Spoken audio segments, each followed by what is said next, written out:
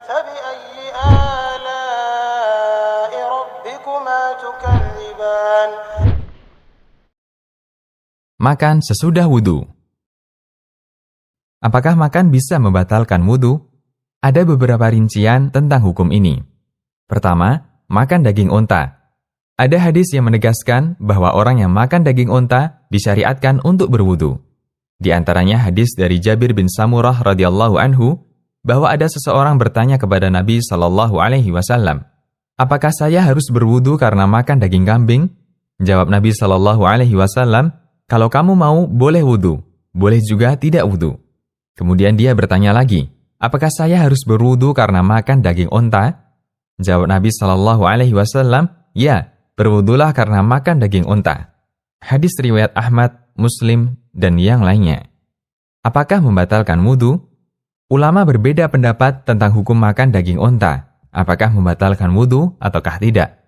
An-Nawawi menyebutkan, ulama berbeda pendapat tentang status makan daging onta. Apakah membatalkan wudu ataukah tidak? Mayoritas ulama berpendapat makan daging onta tidak membatalkan wudu. Sementara ulama yang berpendapat makan daging onta membatalkan wudu, di antaranya Imam Ahmad, Ishaq bin Rahuyah, Yahya bin Yahya, Ibnul Mundir, Ibnu Khuzaimah, dan Al-Hafidh Al-Baihaqi Asy-Syafi'i. Syarah Sahih Muslim. An-Nawawi juga menyebutkan sejumlah sahabat yang berpendapat bahwa makan daging onta bisa membatalkan wudu. Insya Allah, pendapat yang lebih mendekati kebenaran adalah pendapat kedua, bahwa makan daging onta bisa membatalkan wudu, sebagaimana dinyatakan dalam hadis Jabir bin Samurah di atas. Kedua, makan makanan yang dimasak. Ada beberapa hadis yang memberikan kesimpulan hukum berbeda terkait makan makanan yang dimasak. Apakah membatalkan wudu ataukah tidak? Kita akan simak hadisnya masing-masing. 1. Hadis yang mewajibkan wudu karena makan makanan yang dimasak. Hadis dari Zaid bin Tsabit radhiyallahu anhu, beliau pernah mendengar Rasulullah sallallahu alaihi wasallam bersabda, yang artinya harus wudu karena makan makanan yang tersentuh api. Hadis riwayat Muslim. Keterangan, yang dimaksud makanan tersentuh api adalah makanan yang dimasak dengan cara apapun. Mur'atul Mafatih.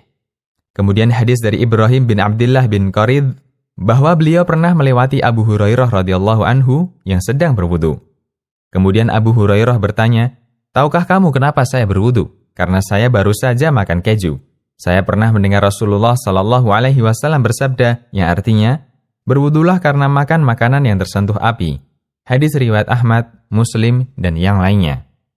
Selanjutnya, kita sebutkan hadis yang kedua yang tidak menganjurkan wudu setelah makan. Hadis dari Jabir bin Abdullah radhiyallahu anhuma.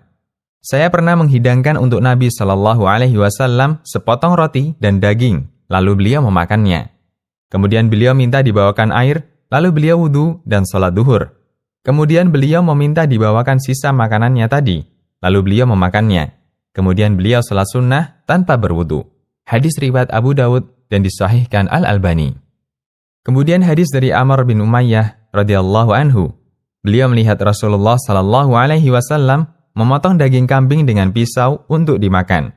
Kemudian datang waktu sholat, lalu beliau letakkan pisau itu, kemudian sholat tanpa berwudu. Hadis riwayat Bukhari dan Muslim. Kemudian keterangan dari Jabir bin Abdullah radhiyallahu anhuma. Aturan terakhir dari Rasulullah sallallahu alaihi wasallam tidak berwudu karena makan makanan yang dimasak. Hadis riwayat Abu Daud, Nasa'i, Ibnu Hibban, dan disahihkan Syu'aib Al-Arnaud. Apakah membatalkan wudu? Ulama berbeda pendapat dalam memahami dua hadis di atas. Sebagian mengkompromikan kedua hadis itu. Dan mereka berpendapat bahwa hadis yang memerintahkan untuk berwudu karena makan makanan yang dimasak dipahami sebagai perintah anjuran. Sehingga makan makanan yang dimasak tidak membatalkan wudu, namun dianjurkan untuk wudu. Fikih sunnah. Ada juga yang memahami bahwa hadis Jabir menjadi nasikh atau menghapus hukum hadis yang memerintahkan wudu karena makan makanan yang dimasak. At-Tirmidzi dalam sunannya setelah menyebutkan hadis Jabir, beliau mengatakan, inilah yang diamalkan oleh mayoritas ulama di kalangan para sahabat Nabi sallallahu alaihi wasallam, tabi'in, dan generasi setelahnya. Seperti Sufyan Ats-Tsauri, Ibnul Mubarak, Asy-Syafi'i, Ahmad, dan Ishaq. Mereka berpendapat tidak perlu wudu karena makan makanan yang dimasak. Itulah hukum terakhir dari Rasulullah sallallahu alaihi wasallam. Seolah ini adalah hadis yang menghapus hukum untuk hadis pertama, yaitu hadis perintah wudu karena makan makanan yang dimasak. Jami' At-Tirmidzi. Insya Allah, pendapat kedua inilah yang lebih mendekati kebenaran. Ketiga, selain jenis makanan di atas, selain onta dan makan makanan yang dimasak, seperti buah-buahan atau makanan yang dimakan tanpa dimasak, tidak ada kewajiban berwudu. Karena hukum asal bukan pembatal wudu, kecuali ada dalil bahwa itu membatalkan wudu. Demikian, Allahu a'lam.